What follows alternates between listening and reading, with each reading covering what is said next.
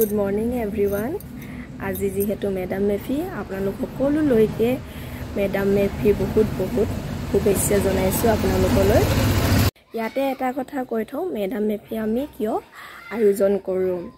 কাল্পনিক দেৱ-দেৱীৰ পূজাতকৈ বাস্তৱ অস্তিত্ব থকা মৃতকসকলৰ হৈ অহাৰিক যোগসূত্ৰ স্থাপন কৰি নিজৰ লগতে সমাজ তথা দেশৰ মংগলৰ বাবে আশীৰ্বাদ বিচাৰি আমি এই মেডাম মেফি আয়োজন কৰোঁ। গুৱাহাটী নদবমাত এটা স্থায়ী টাইহোমৰ হফি আছে। হফি মানে হৈছে মন্দিৰ। তাত মেডাম মেফি বহুত সুন্দৰকৈ আয়োজন কৰা হয়। এতিয়া আমি তালৈকে গৈ আছোঁ, ঘৰৰ মানুহ সকলোবোৰ চাই থাকক আপুনি ভিডিঅ'টো লাষ্টলৈকে। তাত কেনেদৰে আয়োজন কৰা হয় মেডাম মেফি দেখাই আছোঁ আপোনালোকক।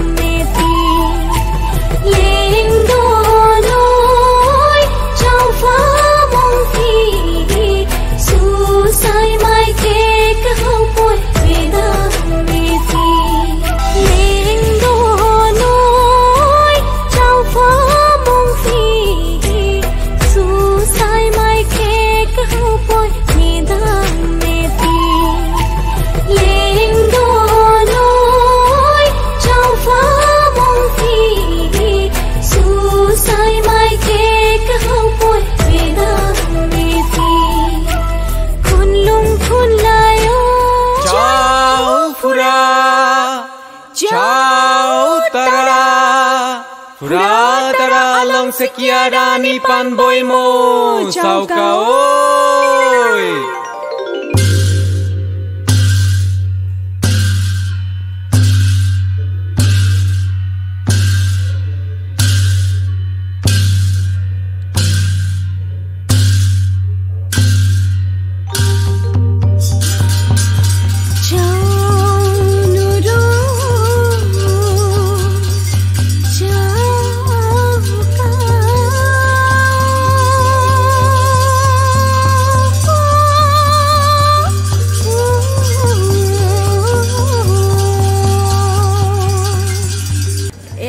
নদবমাত থকা স্থায়ী টাইহোমৰ হফি মানে মন্দিৰ।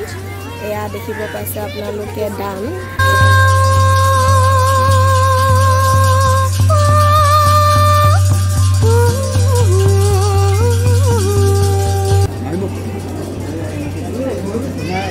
কোভিডৰ কাৰণে বহুত ধুনীয়াকৈ এনেকৈ পেকেট লাঞ্চ দিছে এইবাৰ।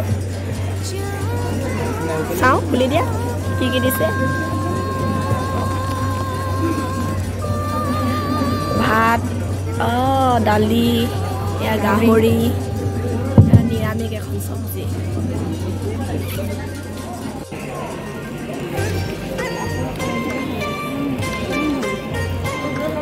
নেমু লাগিব নেমু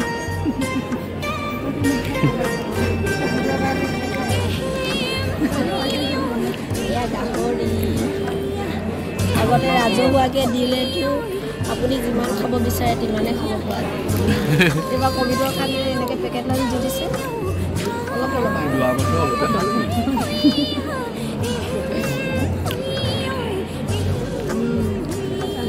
বহুত টেষ্টি হৈছে গাহৰিটো টেষ্ট কৰি চাওঁ তুমি কেনেকুৱা পাইছা তুমি গাহৰিটো খাই মজা বহুত ভাল লাগিছে